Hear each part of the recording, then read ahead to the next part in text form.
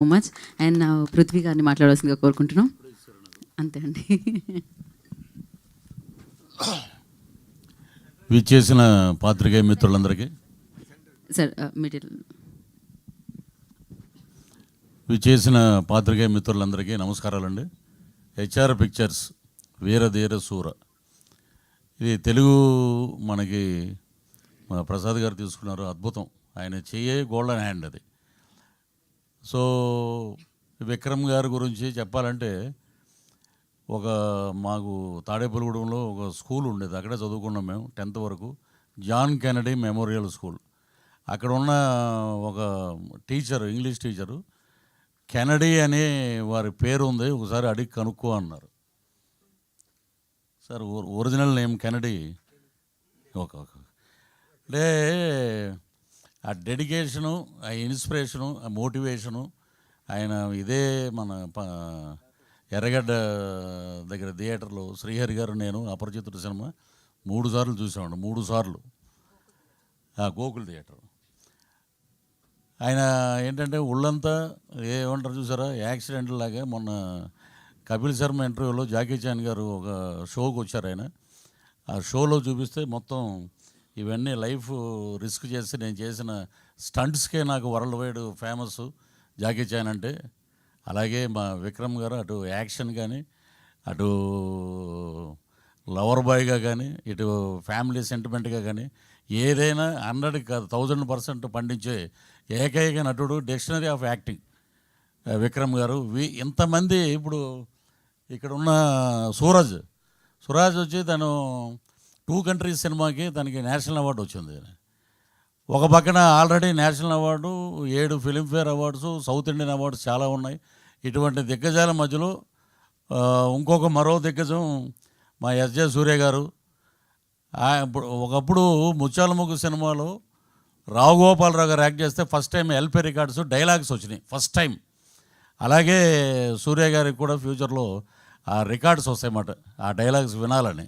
అంత ఇదిగా ఎక్కడైనా వాయిస్ వినపడిందంటే సూర్య గారు అంటున్నారు అన్నమాట.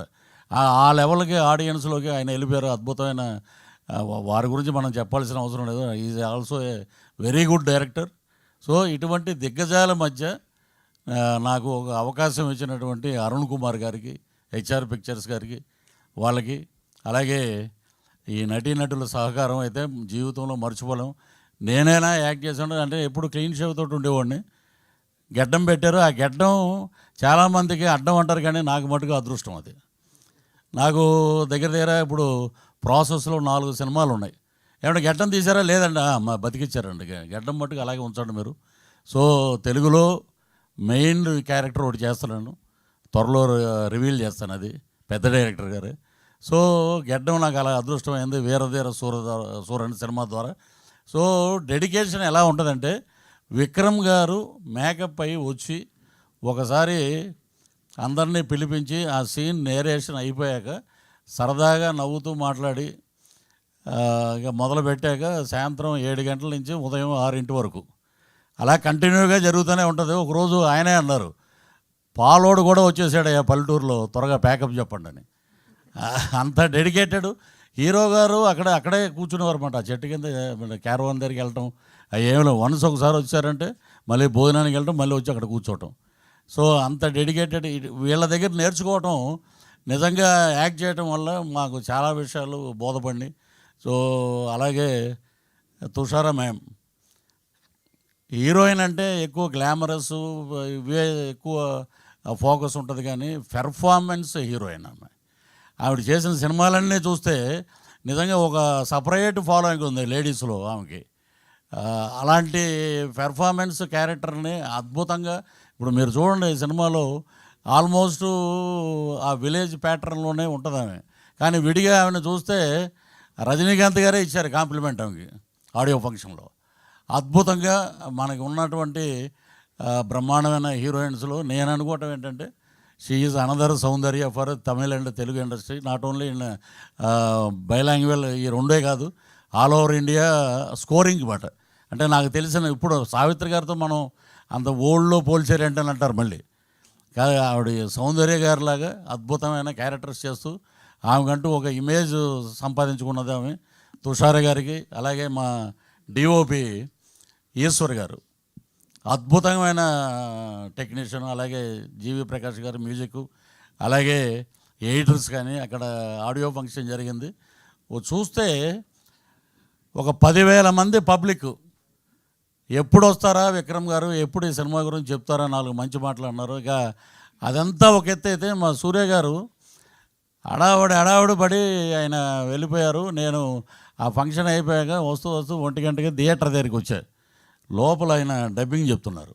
అక్కడ ఏడి ఒక ఆయన ఏమన్నాడంటే, సార్ ఆయన డిస్టర్బ్ చేయొద్దండి, మూడ్లో ఉన్నారు, మీకు తెలుగు డబ్బింగ్లో 2 లైన్లు యాడ్ చేసాం, అది మార్నింగ్ వచ్చి మీరు చెప్పి మీరు వెళ్ళిపోండి ఎయిర్పోర్ట్కి అని చెప్పారు. అంత డెడికేషన్ అన్నమాట.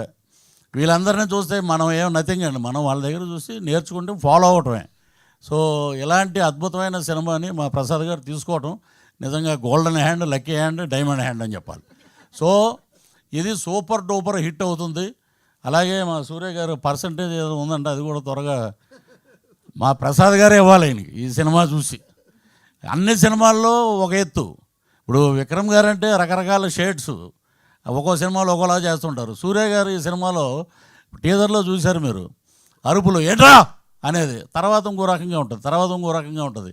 అలాగా ఆయన్ని ఆ డైరెక్టర్ గారు అలాగే మలుచుకున్నారు. సో అద్భుతమైన కలయికతోటి వస్తున్న సినిమా మార్చి 27వ తారీఖున ప్రపంచవ్యాప్తంగా రిలీజ్ అవుతుంది. అద్భుతమైన విజయం సాధించాలి.